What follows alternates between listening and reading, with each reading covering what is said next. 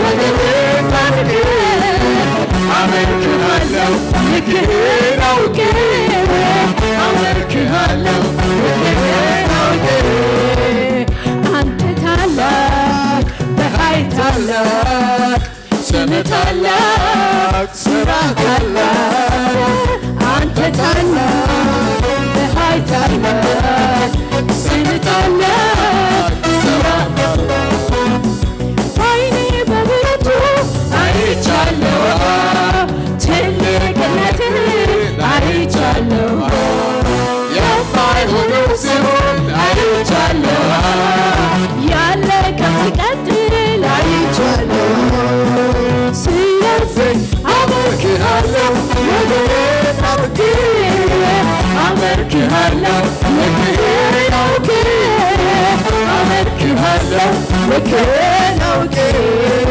እኔማ አመልክሃለሁ ወገቤን ታጥቄ አመልክሃለሁ ልክህን አውቄ አመልክሃለሁ ልክህን አውቄ ዮሐንስ ራእይ ምዕራፍ 2 ከቁጥር 18 እስከ 29 አብያተ ክርስቲያናት ሁሉ ኩላሊትና ልብን የምመረምር እኔ እንደሆንኩ ያውቃሉ። ለእያንዳንዳችሁም እንደ ሥራችሁ እሰጣችኋለሁ። ዳሩ ግን ይህን ትምህርት ለማትይዙ ሁሉ የሰይጣንንም ጥልቅ ነገር እነሱ እንደሚሉት ለማታውቁ ለእናንተ በቲያጥሮን ለቀራችሁት እላለሁ። ሌላ ሸክም አልጭንባችሁም፣ ነገር ግን እስክመጣ ድረስ ያላችሁን ጠብቁ። ድል ለነሳው እስከ መጨረሻም ሥራዬን ለጠበቀው እኔ ደግሞ ከአባቴ እንደተቀበልኩኝ በአሕዛብ ሥልጣን እሰጠዋለሁ። በብረት በትር ይገዛቸዋል፣ እንደ ሸክላ ዕቃም ይቀጠቀጣሉ። የንጋትም ኮከብ እሰጠዋለሁ። መንፈስ ለአብያተ ክርስቲያናት ጆሮ ያለው ይስማ። እነሆ ድል ለነሳው እስከ መጨረሻው ሥራዬን ለጠበቀው ከአባቴ እንደተቀበልኩ በአሕዛብ ላይ ሥልጣን እሰጠዋለሁ። የንጋት ኮከብ እሰጠዋለሁ። ድል ለነሳው ምን እሰጠዋለሁ ይላል? ሥልጣን እሰጠዋለሁ። እነሆ ደግሞ የንጋት ኮከብ እሰጠዋለሁ። ዛሬ ርዕሳችን የመልእክታችን ርዕስ በዚህ በቲያጥሮን ቸርች ላይ በቃሉ ጸንተው የሚቆሙ በገዢነት ይገለጣሉ። ስለ ገዢነት ነው ከዚህ የምንማረው። በገዢነት ስለመገለጥ ጸንተው የሚቆሙ ሰዎች ገዢዎች ይሆናሉ፣ የንጋት ኮከብ ይሰጣቸዋል ይላል። ስለዚህ ዛሬ እንግዲህ የምናየው ስለ ቲያጥሮን ነው። ባለፈው ስለ ፔርጋሞን ቸርች አይተናል። ዛሬ ደግሞ የምናየው ስለ ቲያጥሮን የምትባለው ቤተ ክርስቲያን ነች። መጀመሪያ እንግዲህ ቲያጥሮን ማነች የሚለውን እንመልከት። ባክግራውንዷን ትንሽ አይተን ወደ መልእክቱ እንገባለን። ቲያጥሮን ማነች ስንል እንግዲህ ቲያጥሮን ባለፈው እንዳየው በሮም አውራጃ ካሉት 7 አብያተ ክርስቲያናት መካከል አንዷ ነች። 40 ኪሎ ሜትር ርቀት ላይ የምትገኝ ነች ከፔርጋሞን። ቲያጥሮን እንግዲህ መጀመሪያ ስትቋቋም የወታደሮች ከተማ ነች፣ ካምፕ ነች ማለት ነው። ፔርጋሞን ከተማን ለመጠበቅ እዚህ ቦታ ላይ የጦር ካምፕ ተሰርቶ የወታደር ሰፈር ነች ማለት ነው ስትጀመር። በኋላ ግን የትልቅ የሆነ የኢንዱስትሪ ከተማ እንደሆነች ታሪክ ይናገራል። እንደ ሌሎች የሆነ ሀብታም ከተማ ወይ በጣም ቆንጆ የሆነች አይደለችም። እና የኢንዱስትሪ ከተማ የሚባል ታውቃላችሁ። አንዳንድ ቦታ ስትያይዙ ኢንዱስትሪያል ዞን ይባላል። እና ከተሞቹ ያ ከተማ ኢንዱስትሪ የበዛበት ብዙ አይነት ነገር ያለበትና ሰው እዛ ከተማ ሲገባ ለስራ ነው። ኢንዱስትሪ ውስጥ ተቀጥረው ለመግባት የሚሰራባት የእግረ መንገድ ከተማ ነች ማለት ነው። እና እዛ ውስጥ እንግዲህ የተለያዩ አይነት የጨርቃ ጨርቅ ኢንዱስትሪ አለ። የእደ ጥበብ የሸክላ ስራ ክራፍት የሚባለው ክራፍትማን የሚባለው እሱ አይነት ስራ አለ። እንደገናም የብረት ማቅለጫ ኢንዱስትሪዎች ያሉበት ከተማ ነች። የቆዳ ስራ የሚሰራበት ከተማ፣ ልዩ ልዩ ኢንዱስትሪዎች አሉ። እና ከተማይቱ በዚህ ነው የምትታወቀው። እና ትንሽ ከተማ ነች። በዚህ ውስጥ ደግሞ ጣዖት አምልኮም አለ። አፖሎ የሚባለው የዚያስ ልጅ ነው። ዚያስ ማለት ባለፈው እንዳየነው የአማልክቶች አምላክ ይሉታል። የሱ ልጅ አፖሎ ይባላል። አፖሎ መቅደስ ተሰርቶለት የሚመለክበትም ከተማ ነው። እና አፖሎስ በምንድን ነው የሚታወቀው? ባራኪ አምላክ ነው። እና እዛ ያሉ እንግዲህ የኢንዱስትሪ ማህበራት ተሰብስበው እሱ እንዲባርካቸው ወደ አፖሎ ቤተ መቅደስ ይሄዳሉ። እዛ ይሰግዱለታል፣ አፖሎ ይባርካቸዋል ብለው ያምናሉ። እና በእንዲህ አይነት ከተማይቱ እንግዲህ በአፖሎ የሚባለው ጣዖት በዋነኝነት የሚሰራበት ከተማ ነው ማለት ነው። ያቺ ከተማ እንግዲህ የምትታወቀው የሰራተኛ ህብረት ያለበት ነው። ይሄ ወርከርስ ዩኒየን ይባላል። እና ብዙ አይነት የሰራተኛ ማህበራት አሉ። የጨርቃ ጨርቅ ማህበር አለ፣ የእደ ጥበብ ማህበር የሚባል አለ፣ የሸማኔዎች ማህበር ታውቃላችሁ፣ በኢትዮጵያም በዚህ ሀገርም አለ ዩኒየን የሚባለው ነው። እና ማህበር አላቸው። ስለዚህ እዛ ከተማ ለመኖር የግድ እዛ ከተማ ውስጥ ማህበር ውስጥ መግባት አለበት አንድ ሰው። እዛ ማህበር ውስጥ ካልገባ መስራት አይችልም። ደግሞም ብዙ ችግሮች አሉ፣ ብዙ ነገሩ ይጎዳል። ስለዚህ እዛ የሰራተኛ ማህበር ውስጥ ወይ ጨርቃ ጨርቅ ወይ ደግሞ የብረት ማቅለጫ የተለያየ አንዱ ማህበር ውስጥ መግባት አለበት። እና በተለይ ማህበር መግባቱ ቆንጆ ነው፣ ግን ለክርስቲያኖች ከባድ የነበረበት ቦታ ነው። ማህበር ውስጥ መግባት ማለት እዛ ማህበር ውስጥ የገባ ሰው ቅድም እንዳልኳቸው አፖሎ ባራኪያቸው ስለሆነ የተወሰነ ጊዜ ወደ አፖሎ ጣዖት ይሄዳሉ። የጨርቃ ጨርቅ ማህበር ከሆነ ህዝቡ ግዴታ አለበት መሄድ። የዛ ማህበር እዛ ሄዳል፣ ለአፖሎ ይሰግዳል፣ አፖሎ ጋር መስዋዕት ያቀርባሉ። አፖሎ ደግሞ በዛ አካባቢ ያለው ጣዖት ውስጥ ደግሞ ሴክሹዋል ኢሞራሊቲም አለ። ካህናቶች አሉ፣ ሴት ካህናት አሉ። ራቁታቸውን እዛ ቦታ ላይ ከነሱ ጋር ሴክስ ማድረግ አብሮ ያለ ነገር ነው። ከጣዖት አምልኮ ጋር የተያያዘ ነው። ስለዚህ ለክርስቲያኖች እንደ ሌላው ከተማ ስደት የለባቸው። ብዙ ስደት የለም። ስደቱ ምንድነው? ይሄ እዚህ ጋር ማህበር ውስጥ ግቡ ነው። ከገቡ ደግሞ አብሮ እንዳልኳችሁ እዛ መስገድ አለ፣ የተለያየ ነገር አለ። ስደታቸው በዚህ አቅጣጫ ነው። ለዛ አንሰግድም፣ ለዛ ውስጥ አንሆንም በማለት እንግዲህ ስራ በማጣት በተለያየ በመገፋት በህብረተሰቡ በመጨነቅ ውስጥ ያሉ አማኞች ናቸው እዛ ያሉ፣ ምክንያቱም ከባድ ስለሆነ። እና ይህንን ይመስላል አጠቃላይ ይዞታው። እንግዲህ ቸርቿን ማን ተከላት ስንል ሐዋርያው ጳውሎስ በሁለተኛ ሚሽነሪ ጉዞ ላይ በሄደበት ጊዜ የተከላት ነው። ታስታውሱ እንደሆነ የተተከለችው በማን ነው? በሊዲያ ነው። ሊዲያ ታውቃላችሁና በኤሮፕ የመጀመሪያው አማኝ ትባላለችና ከቲያጥሮን የነበረች ሴት ይላል ሐዋርያት ሥራ ምዕራፍ 16 ላይ። እሷ የመጀመሪያው አማኝ ነች። ከዛ ከቲያጥሮን ነበረች። ወደዛ ኤሮፕ ለሥራ ሄዳ የመጀመሪያው ጳውሎስ ወንጌል በሚሰብክ ጊዜ ሊዲያ በጣም ሀብታም ቀይ ሐር ሻጭ ነበረች ይላል። እና የቲያጥሮን ነጋዴ ነበረች። ጨርቃ ጨርቅ ጥሩ ነገር እየሰራች ለነገስታት የምታቀርብ በጣም ሀብታም ሴት ነች ሊዲያ። ስለዚህ ሊዲያ ልቧን እግዚአብሔር ከፈተላት እና እሷ ወደ ቲያጥሮን ወንጌልን ይዛ እንደሄደችና እዛ እንደተተከለ ያ ብዙዎች ይስማሙበታል። ስለዚህ ቲያጥሮን ቤተክርስቲያን እንግዲህ በዚህ አካባቢ ተተክላ በዚህ ማህበር መካከል የምትኖር ቸርች ነች። እንግዲህ ቻሌንጁን እንድታዩት ነውና በዚህ መካከል እንግዲህ ጥሩ ቸርች ነች። በአጠቃላይ ደግሞ በጣም ችግርም ገጥሟቸዋል። ብዙዎቹ ተቋቁመው በብዙ መስዋዕትነት እየኖሩ ነው ያሉት። አንዳንዶቹ ደግሞ ተመቻምቸውም የሚኖሩ አሉ። እና በዚህ ሁኔታ ውስጥ ነው ጌታችን ኢየሱስ ክርስቶስ ለዚች ቤተክርስቲያን ነው ሜሴጁ የመጣው። ቲያጥሮን ውስጥ ለምትኖረው ቸርች ነው።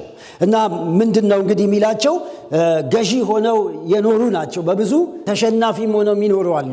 ስለዚህ ኢየሱስ ምን ይላቸዋል?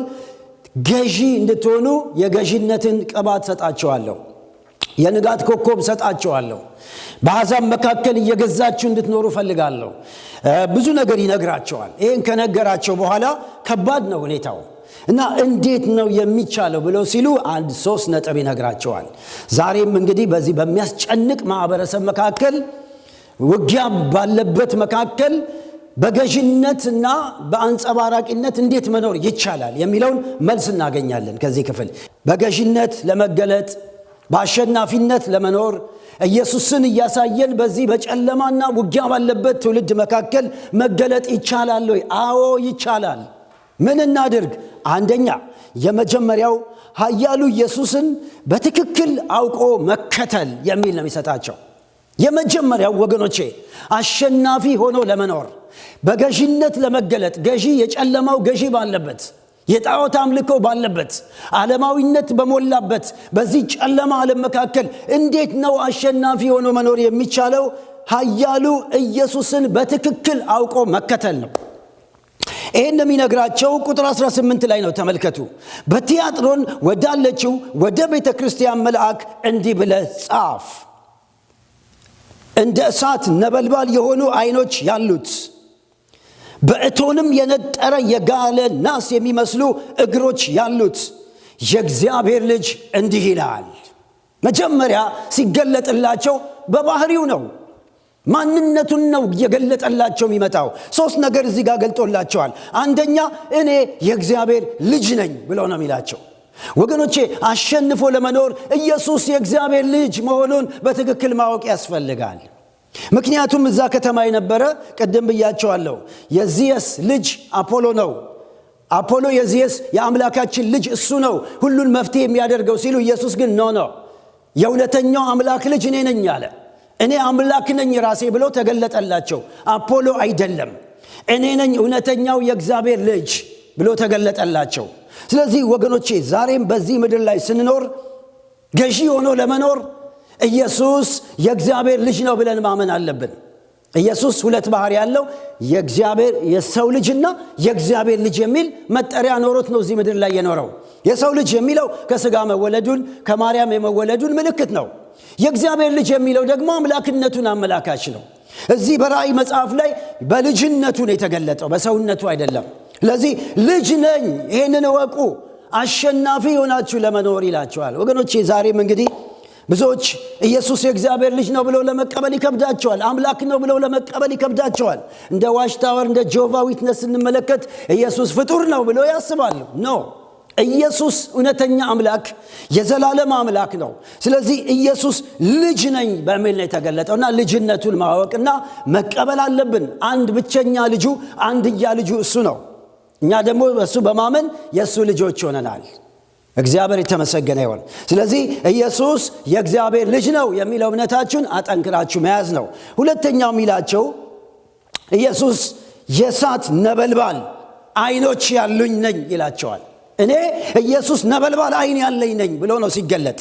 ምን ማለት ነው? ነበልባል አይን ያለው ማለት ሁሉን ነገር የሚያይ ማለት ነው። ጠልቆ ወደ ውስጥ የሚመለከት። አሁን የኛ አይን እዚህ ጋር ያለው ምን ታያለ ብትሉኝ ነጭ ልብስ የለበሰ ያለው ጸጉሩ ተለቅ ያለ ያለው ከለር ያለው ይሄንም አየው። የነበልባል አይኖች ግን ውስጥ ነው ገብቶ ሐሳባችሁን ሁሉ ያያል። ማንነታችሁ ምን እንደምታስቡ እዚህ ቦታ ቁጭ ብላችሁ ያያል። በሱ ፊት የተገለጠ ነው። ስለዚህ በገዢነት ለመኖር እግዚአብሔር ሁሉ ነገራችንን እንደሚያይ እንደሚያውቅ እንደሚረዳ ሁሉ ጊዜ ማወቅ አለብን። ለዚህ ነው ልብና ኩላሊትን መመረምር እኔ እንደሆንኩኝ ይላል። ኢየሱስ ልብን ይመረምራል፣ ኩላሊትን ይመረምራል፣ ምናስበውን ያውቃል፣ ምን ልናደርግ እንደምናስብ ያውቃል። ሰው ውጭን ነው የሚያየው። ሳሙኤል አንድ ጊዜ ቀባ ተብሎ ሄደ ወደ እሴይ ቤት።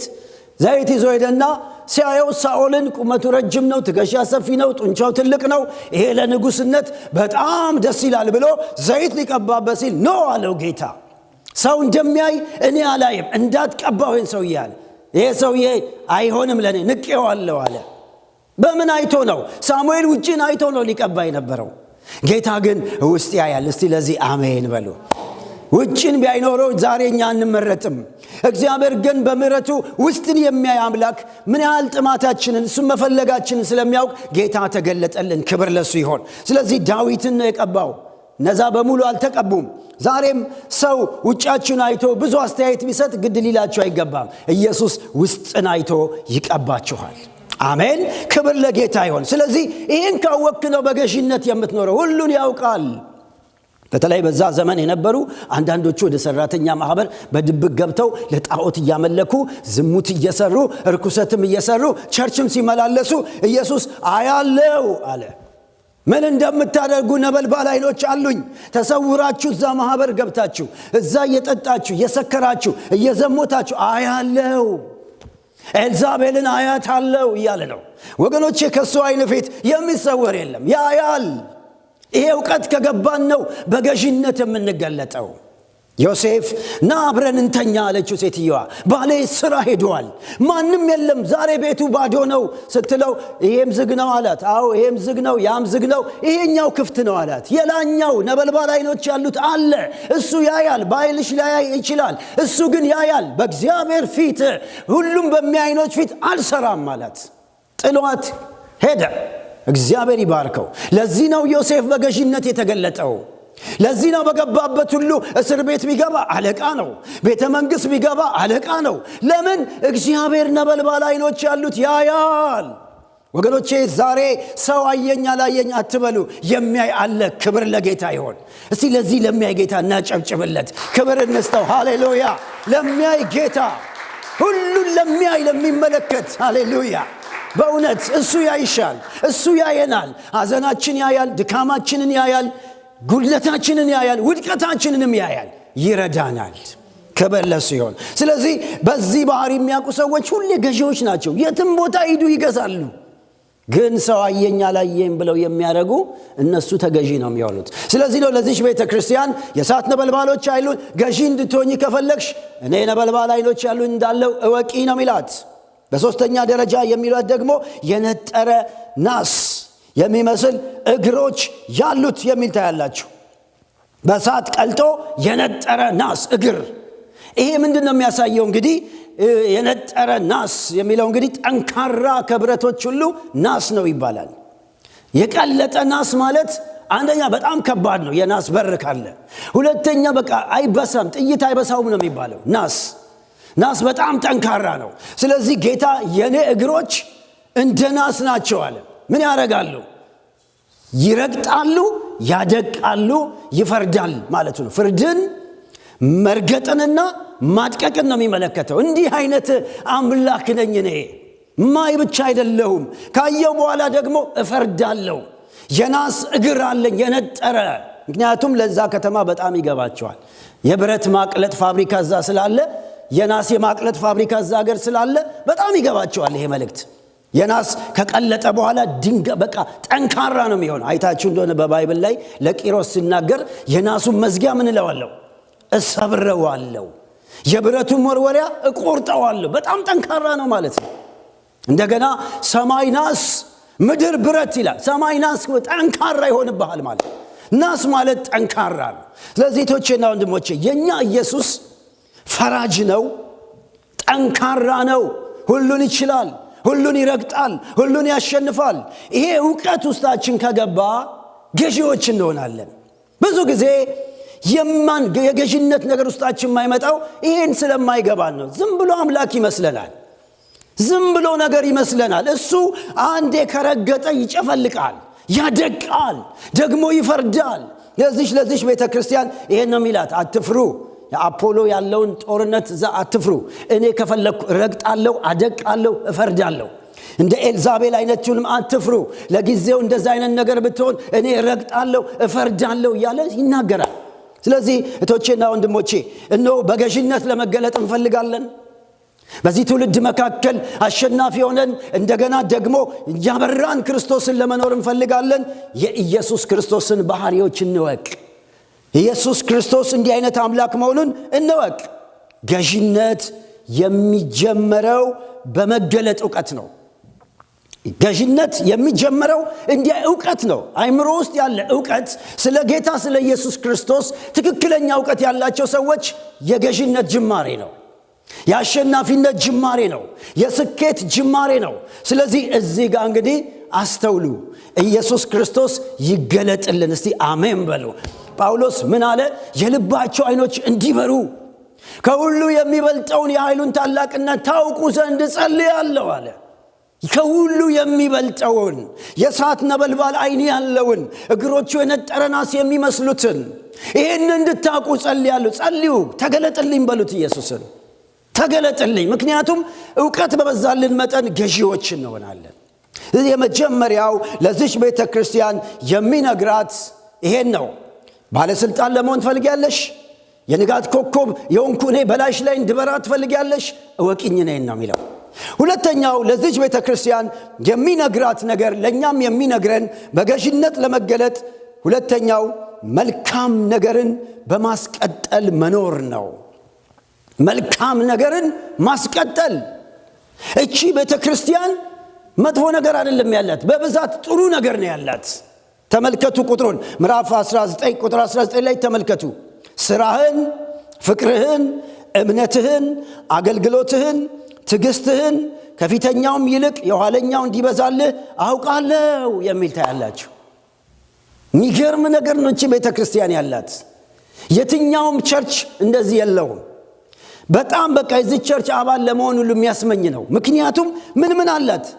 ፍቅር። አንደኛ አይደል? ኤፌሶን የሌላት እኮ ብዙ ነገር እያደረገች ፍቅር አልባ ነች። ቲያጥሮን ግን የፍቅር ቸርች ነች። እግዚአብሔርን ይወዳሉ፣ እርስ በርሳቸው ይዋደዳሉ፣ የሁሉ ነገራቸው መሰረት ፍቅር ነው። ኢየሱስ ነው የመሰከረላቸው። እግዚአብሔር በፍቅር ይሙላን። እስቲ በደንብ አሜን። ፍቅርን አውቃለሁ፣ እንዴት እንደምትወደኝ፣ እንዴት ወንድሞች እንደምትወድ፣ እንዴት እህቶችን እንደምትወድ አውቃለሁ። አንድ ሁለተኛ ደግሞ እምነትህን። ዋው! እምነት አላቸው። አሜን ብለው የሚያምኑ ይችላል ጌታ የሚሉ በእግዚአብሔር ላይ ያላቸው ኮንፊደንስ ትልቅ ነው። እንደገና ደግሞ እምነታቸው ራሱ ስራህን አውቃለሁ ይላል። እምነታቸው ራሱ በስራ የተገለጠ ነው። ምን አይነት ቤተክርስቲያን ናቸው? ምን አይነት ሰዎች ናቸው? የሚገርም ቸርች ነች ቲያጥሮን። የሚገራርም ነገር እምነት፣ እንደገና ትዕግስት ይላል። እነዚህ እኮ የመንፈስ ቅዱስ ፍሬዎች ናቸው። the fruit of the spirit የሚባሉት ዛሬ የጠፉት ከብዙ ቸርቾች ተፈልገው የጠፉ እዚህ ቸርች አሉ። ምክንያቱም ሁሉን የሚያደርጉት በፍቅር ነው። ሁሉን የሚያደርጉት ትዕግስተኞችም ናቸው። ትልቁ ኳሊቲ የኢየሱስ ክርስቶስ ባህሪ ነው እነዚህ ሰዎች ላይ ያለው። ይሄ እኮ ዛሬ ፈልጋችሁ እኮ አታጡት፣ የምታጡት እኮ ፍቅር የታለ ዛሬ በጣም ቀዝቅዞ ያለበት ነው። ስትመለከቱ ደግሞ እምነትም በጣም የቀዘቀዘበት ዘመን ነው። እንዲሁም አገልግሎት በጣም ያገለግላል እነዚህ ሰዎች። ጌታ አገልግሎታቸው ደግሞ ከምን የመነጨ ነው? ከፍቅር። እግዚአብሔር በዚህ ባርከን። አሜን። ከፍቅር የመነጨ አገልግሎት፣ ዝም ብሎ ፕሮግራም ለማሟላት አይደለም። ጌታን ወደው ነው መጥተው ሲያገለግሉ፣ ሲዘምሩ፣ ሲሰብኩ ጌታን ወደው ነው። ቸርች ሲመጡ በቃ ጓግተው መቼ ሰንደይ በደረሰልን፣ መቼ መተን ባመለክን ሰዓት በጊዜ መጥተው የሚቀመጡ የሚገርሙ ሰዎች ናቸው። እኔ እንደዚህ አይነት ቸርች በእውነት የምታጓጓ ቸርች ነች። ከእንደዚህ አይነት ቤተክርስቲያን ጋር መሆን እንዴት መባረክ ነው። ቲያጥሮን ይሄንን ምን ይላቸዋል ጌታ? እንግዲህ በገዥነት እንድትገለጡ ከፈለጋችሁ ይሄን መልካም ነገር ቀጥሉ ይላቸዋል። ደግሞ ደስ የሚለው የእነዚህ ሰዎች ምንድነው የሚላቸው? እዚሁ ላይ ስትመለከቱ ምንድነው የሚላቸው? ከታች ጋር ይህ የኋለኛው ሥራ ከፊት ይልቅ የኋለኛው ሥራ እንደሚበዛ አውቃለሁ። ደግሞ እያደጉ የሚሄዱ ናቸው።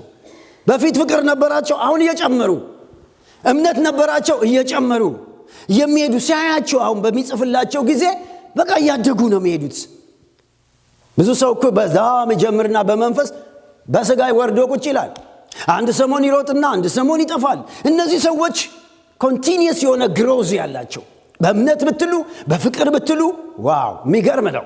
ይህን ሳነበው በጣም ነው የገረመኝ። ልዩ ኳሊቲ፣ ጌታ በጣም የተደሰተባት ቤተክርስቲያን ነች በእነዚህ ነገሯ። ስለዚህ ቀጥል ይላቸዋል።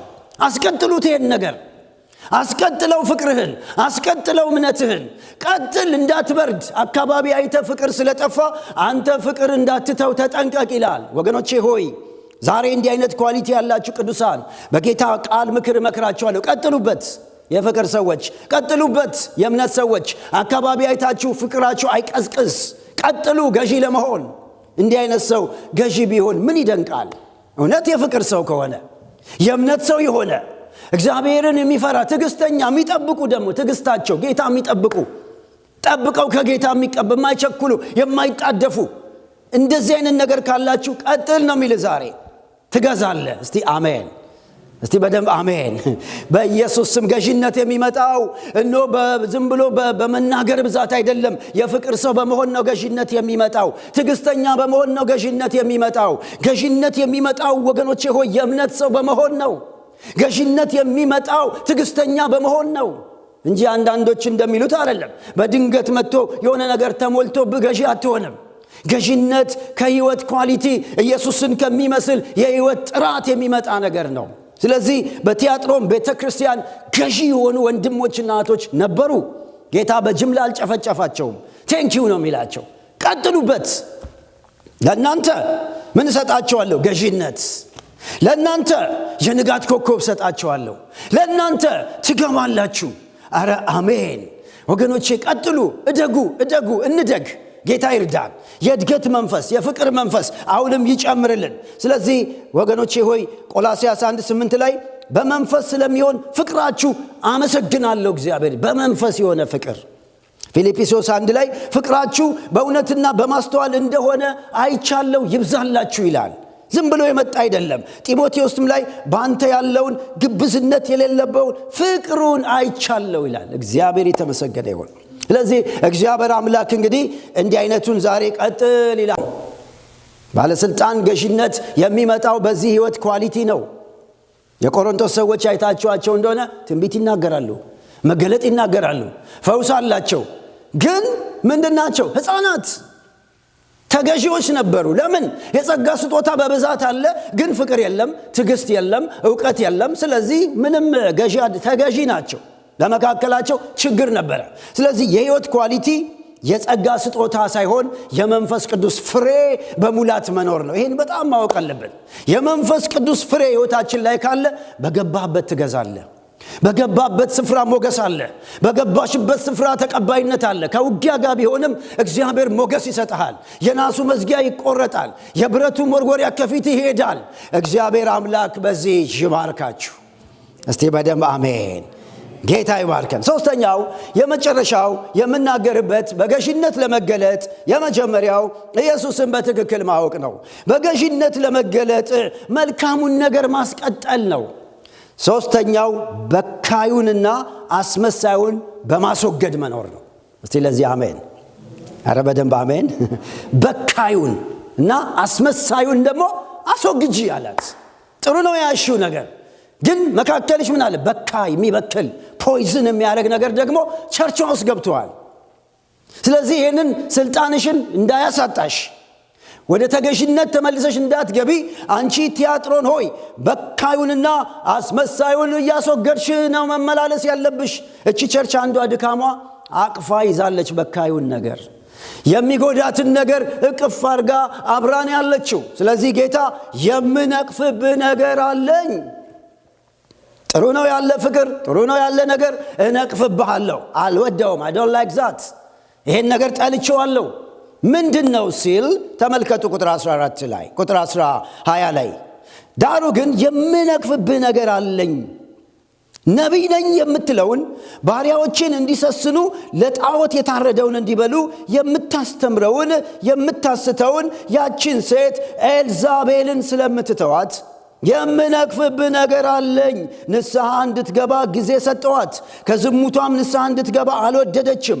እነሆ በአልጋ ላይ ጥላት አለው፣ ከእሷም ጋር የሚያመነዝሩትን ከስራቸው ንስሐ ባይገቡ በታላቅ መከራ እጥላቸዋለሁ፣ ልጆቿንም በሞት እገላለሁ። አብያተ ክርስቲያናትም ኩላሊትና ልብን የምመረምር እኔ እንደሆንኩኝ ያውቃሉ ይላል። ከባድ ነገር። ኤልዛቤል the spirit of Jezebel ቸርቹ ላይ ደግሞ ገብቷል። በካይ የሆነች ኤልዛቤልን ነው አልወደድኳትም ይላል። ወገኖቼ ኤልዛቤል የምትባለው እንግዲህ ስሟ አይደለም። እዛ ቸርች ያለችው ሴትዮ አይደለችም። ኤልዛቤል የሆነ ሴት አለች። ኢንፋክት ዝሚጠቀም ግን ስፒሪቱ ነው። ኤልዛቤል መንፈስ ድሮ በአካብ ዘመን ይሰራ የነበረው ያ የሞተችው የኤልዛቤል መንፈስ አሁን ደግሞ አዲስ ሆኖ በዚች በቲያጥሮን ቤተክርስቲያን ቦታ ይዞ ነበረ። ኤልዛቤል ምንድነው እዚህ ጋር የምትለው? ነቢይ ነኝ የምትለዋል። ኤልዛቤል ምን ትላለች? ራሷን ሶ ኮልድ ፕሮፌት። ጌታ ሰው ሁሉ ፕሮፌት ከሌ ምናምን ሲላት እሱ ግን ማን ነው የሚላት? ራስሽን የጠራች በስሟም አይጠራትም። ነቢይ ብላ የምትጠራው አልሾማትማ። በእግዚአብሔር ሳይሾሙ የሚቀመጡ አሉ። ነቢይ ነኝ የሚሉ ፓስተር ነኝ የሚሉ አያውቅም ጌታ አላውቅሽማ። አንቺ ነቢይ ነኝ የምትለው እሷ ነች የምትለው። ተከታዮቿም ፕሮፌት ይሏታል እንጂ እኔ ዘንድ ቦታ የላትም። ይልቅም እቺ ምንድነች ይላል? በካይ ነች። እሷን መንቀል ያስፈልጋል ብሎ ጌታ ሲናገር ነው የምንሰማው። ስለዚህ ዛሬ በጣም መጠንቀቅ አለብን። ሁሉ ፕሮፌት ነኝ የሚለው ፓስተር ነኝ የሚለው ሁሉ አይደለም። እግዚአብሔር የሾማቸው አሉ፣ ራሳቸውን የሚሾሙ አሉ፣ በሰው የሚታጀቡ እንዳሉ ይሄ ክፍል ይነግረናል። ስለዚህ እቺ ኤልዛቤል የምትባለው ሴትዮ ትርጉሟ ምንድነው? የኤልዛቤል የሚለው እንግዲህ በዚህ በዕብራይስጡ ቋንቋ ትርጉሙ ምንድነው? ኩበት ማለት ነው፣ ወይ ደግሞ ይሄ ቆሻሻ ማለት ነው፣ ጥራጊ ማለት ነው። በእነሱ በሲዶናውያን ቋንቋ በጣም በጣም ጥሩ ነገር ነው ያለው። ትርጉሙ ምንድነው? ያማረ አበባ ይሉታል በእነሱ በሲዶናውያን። ነገር ግን በዕብራይስጡ ቋንቋ ጌታ በሚጠራው ምንድነው? ኩበት ነች። እቺ ገለባ ነች። እቺ ምንድነች? ቆሻሻ አስወግድ ነው የሚለው። ስለዚህ ኤልዛቤል የሚለው ትርጉሙ እንግዲህ ቆሻሻ፣ ጥራጊ፣ ኩበት ማለት ነው። ፕሮፌት የሚሏት እሱ ቆሻሻ ነች ይላል። እቺ ትበክላለች። ይሄን በፍቅር የተሞላ ቸርች፣ ይሄንን በእምነት የተሞላውን ቸርች ፖይዝን ነች። አይቻታለሁ። እሷም ንስሐ እንድትገባ ብዙ ጊዜ እድል ሰጠዋት፣ አልተመለሰችም። ስለዚህ አሁን ቀጣታለሁ ሲል እናያለን። ወገኖቼ እግዚአብሔር ጊዜ ይሰጣል። በአንዴ አይቀጣም። አንዳንዴ አይተን እንዴ እግዚአብሔር ለምን ዝም ይላል? በዚህ ዘመን ሐሰተኛ ነቢያቶች ቸርችን ሲያጥለቀልቁት ለምን ዝም ይላል ስትሉ ጊዜ ነው የሚሰጠው። እግዚአብሔር እድል ይሰጣል። እኛ ነው የምንቸኩለው። ጊዜው ሲደርስ ግን ኤልዛቤልን አልጋ ላይ ያልጋ ቁራኛ ነው ማደርጋት። የሷም ተከታዮች ትምህርቷን ፖይዝን የሆኑ እነሱንም እገላቸዋለሁ። በጣም ሲሪየስ ነው የእግዚአብሔር ፍርድ። ስለዚህ ኤልዛቤል ማነች? ከብሉይ ኪዳን ትንሽ ነገር ልንገራችሁ። ኤልዛቤል የአክዓብ ሚስት ነች። ኤልዛቤል ብዙ የጣዖት አምልኮን ወደ እስራኤል ቤት ያስገባች ሴትዮ ነች።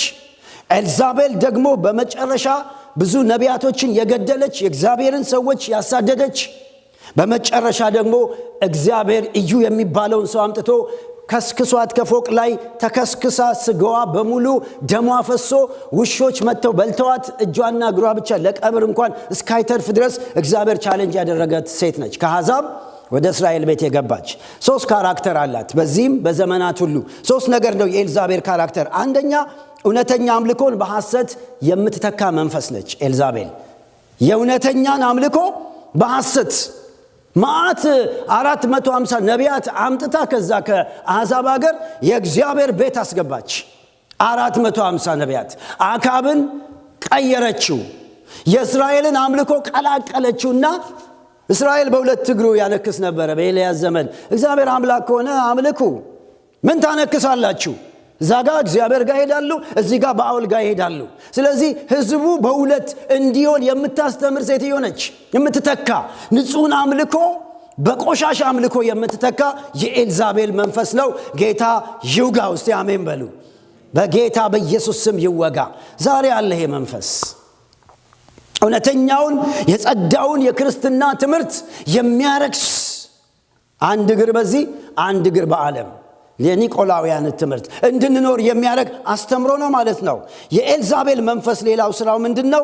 የእግዚአብሔር አገልጋዮችን ማሳደድ፣ ነቢያቶችን መግደል፣ የራሷን ደግሞ ነቢያቶች መቀለብ ነው፣ ማሳደግ። ስፒሪቱ ይሄ ነው። በዛ ዘመንም ይሰራ ነበረ።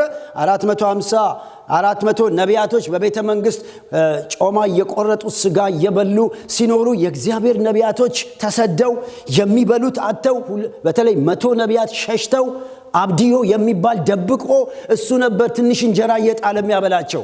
እውነተኛ አገልጋዮችን እያሳደደች የምትገድል፣ ውሸተኞችን ደግሞ ሚዲያ እየሰጠች ከፍ የምታደርግ፣ ሊፍታፕ የምታደርግ፣ ፕሮሞት የምታደርግ ስፒሪት ኤልዛቤል ትባላለች። በኢየሱስ ስም ትመታ ዛሬ። አረ በደንብ አሜን ሃሌሉያ አለ። ዛሬም ያው የምናየው ነው።